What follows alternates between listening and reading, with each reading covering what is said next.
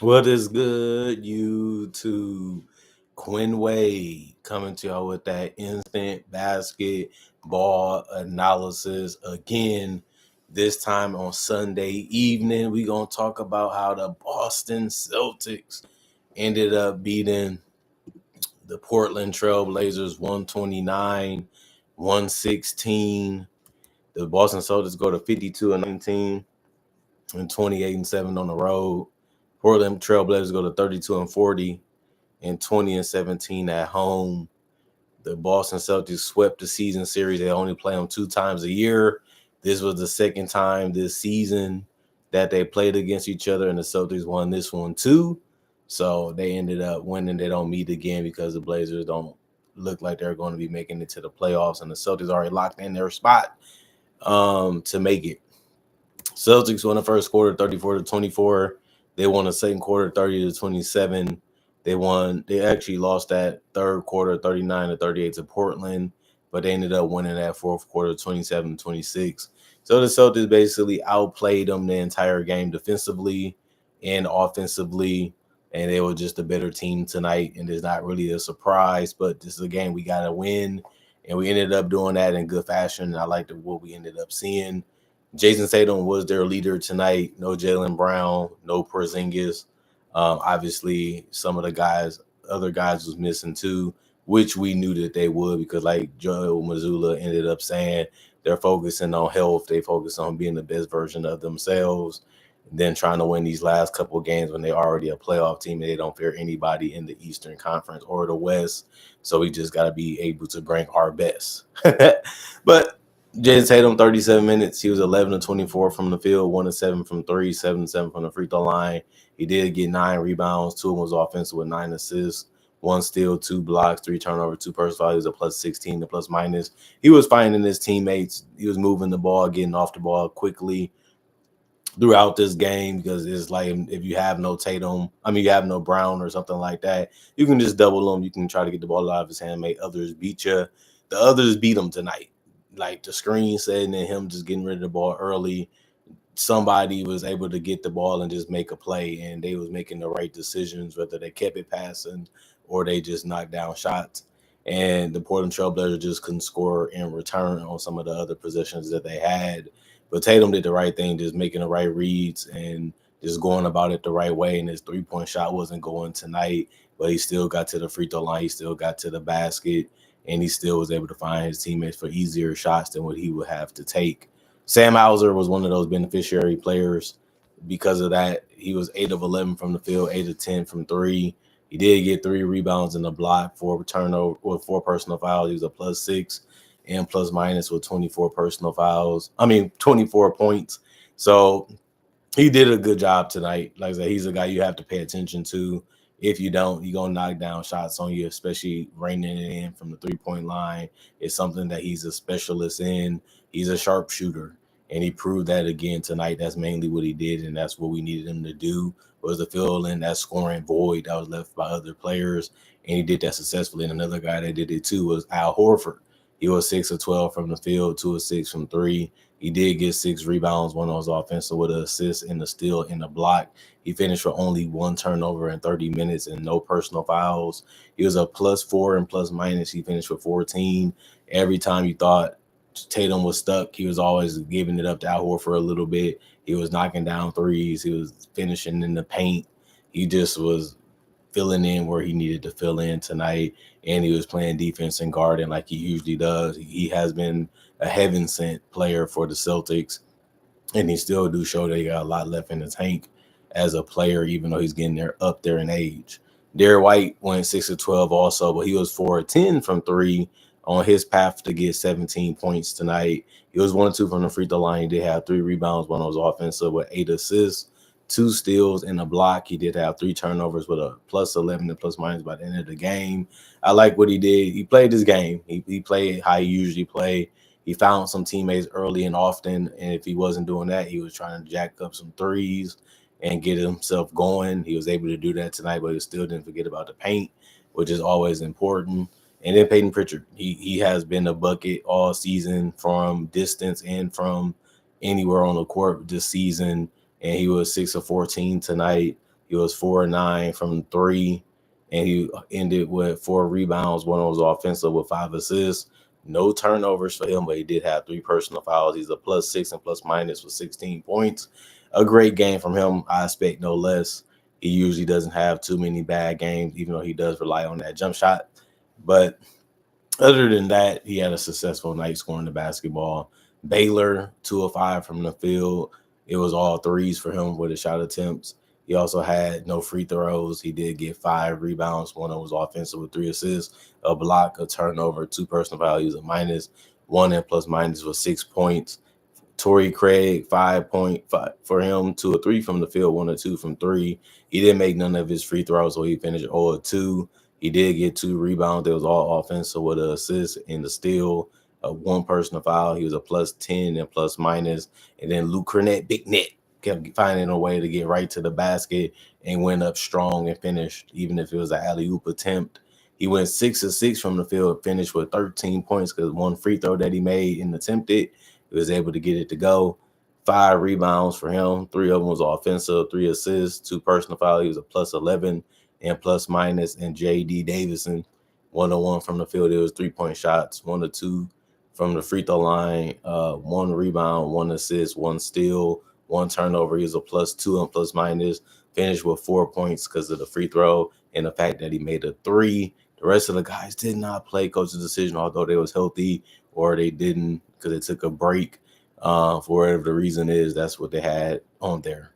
The rest of the guys, 48 of 88, 54% from the field, 23 of 50, 46% from 3, 10 of 14, 71% from the free throw line, 11 offensive rebounds, 38 rebounds total, 31 assists, 6 steals, 6 blocks, 9 turnovers, and 14 personal fouls.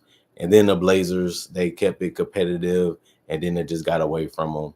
And that was really it for them. Timoni Kamara, 7 of 13 from the field, 4 of 7 from 3, 1 or 2 from the free throw line, 19 points, 7 boards, 3 was offensive, 3 assists, 2 steals, 2 blocks, 1 personal foul. He was a -14 and plus minus, was one of their best players on the court, and just continue to show that he's a two-way player that really is what they needed, and he's been one of their better players all season. And this was no slouch of a game for him tonight either. Denny was 6 of 16 from the field, 2 of 6 from 3, 3 of 3 from the free throw line. He grabbed 11 rebounds, which led the entire team tonight. 1 offensive out of that, 4 assists, 1 steal, 1 turnover, 2 personal fouls. He was a -5 and plus minus was 17 points. He didn't have a ton of attempts, but he took the most for this team, tied with Shaedon Sharpe, and they split it, and he just didn't score as many points as Shaedon, but it was still good to see him perform, at a decent level. Donovan Clingan, 2 or 3 from the field, 0 1 from 3, 1 rebound, 1 assist, 1 personal foul, +4, plus minus 4 points. Anthony Simon, 6 of 13 from the field, 3 of 8 from 3, 3 rebounds, 1 of those offensive, 5 assists, 3 turnovers, 3 personal fouls, a -10 and plus minus 15 points.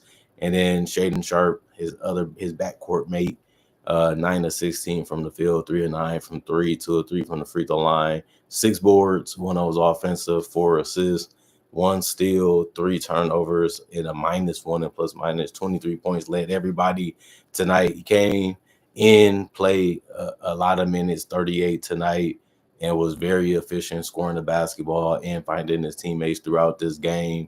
They needed him to step it up, and he came in and did that. Nobody had a huge game besides him. And I don't know if you really want to call 23 huge, but it ain't bad. It's definitely above average.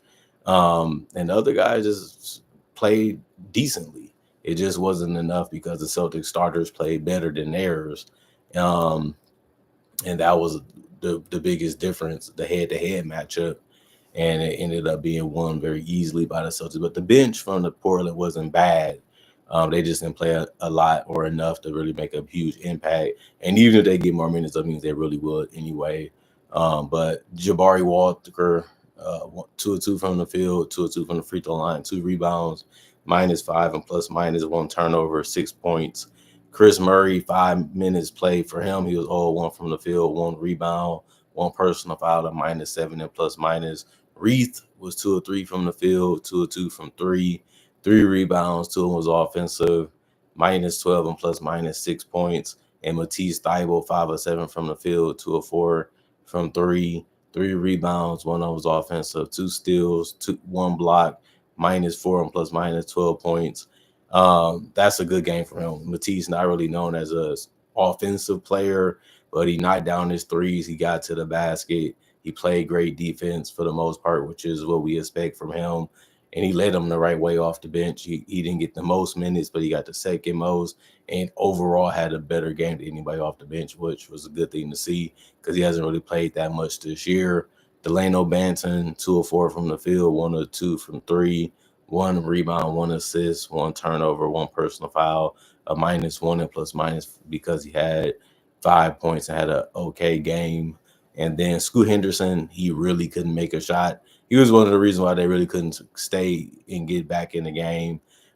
He was 2 of 10 from the field, 2 of 8 from 3, 3 of 5 from the free throw line. He did have 6 assists, 3 turnovers, 2 personal fouls, -10 and plus minus 9 points. He did what he usually does. It just didn't work out for him that much tonight when it comes to making shots. And he also, like I said, turned the ball over a couple times when he did try to make decisions too, even though he did have a good assist-to-turn ratio to a certain extent still. The rest of the guys did not play coach's decision, or they was already injured and ruled out because of that reason. 43 of 88, 48% from the field, 19 of 47, 40% from 3, 11 of 16, 68% from the free throw line.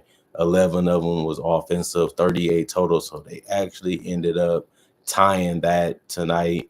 They have 24 assists, 6 steals, 3 blocks, 12 turnovers, and 11 personal fouls. And that is all she wrote for the Celtics Portland Trailblazers game. Was fun, was entertaining, was interesting. And you know what? The Celtics ended up winning the game that they should. And I'm glad that they was able to do that. I'm proud because I am a Celtics fan. And it went by fast. It went by quick. And the teams went at it. And the Boston Celtics proved that they were just better. And they scored better. They knocked down shots a little bit better. They ended up defending a little bit with more effort. And those small little things turned out to be a blowout. And the game was just over just like that. And the Celtics never looked back after that. Other than that, comment, like, subscribe, share if you're new to the channel. Also want y'all to know if you're new to the channel that I do conversation videos just like this of various different NBA only topics. Not only that, I also do breakdowns with real footage of legends, current legends, rookies, future stars, and also do mock draft and draft coverage. If you love that type of content, this may be the channel for you. So I got over 3,000 videos on my channel that probably convince you to be a fan or a subscriber. Is up to you. Can't force you to make them decisions. All I can do is influence and try to tell you that's the right decision to make. And most of my subscribers will say the same thing as they should, unless there would be no point of being subscribed to me. Other than that, hope you guys enjoyed y'all weekend. Hope you guys enjoyed y'all day. It's almost back to the work week as quick as that can be and how quick as that can sound, just me saying it. But, you know, it's reality. We know how it goes. Hopefully, y'all stay blessed up. Thanks for appreciating the content. Thanks for coming back and watching my videos. Thanks for checking out my videos throughout the entire year, the entire season, because obviously this has been a long season, the 82-game grind. I've been trying to go at it each and every day, and I did a good job of it this season. This is the most coverage I ever did for any NBA season, and I'm ready for the NBA playoffs so my Celtics can win another championship or attempt to. Just be respectful to the other guys out there that's going to compete with us for the ability to win it also. Got to respect your opponent, especially when they put the work in just like you do. Other than that, hope you guys stay blessed up. Hope you guys have a great day. I'm gone for now. I will be back with more analysis. I have to continue to go live, and I'm having fun with it anyway, but eventually they won't be live anymore because it never was supposed to be like this. This is a computer problem right now. But other than that, y'all still getting that analysis. So y'all should be happy anyway. Y'all know the best analysis is on the analysis playground because I created it, make that word go pop. And I'm happy to be one of the influencers on the NBA, and having to say so in the game is fun. It's something you look forward to doing. It's something you want to be a part of. And I'm actually living it. So it's very cool to do and cool to be a part of. Other than that, I'm going for now. See you guys later today with more analysis, hopefully. But that's the plan.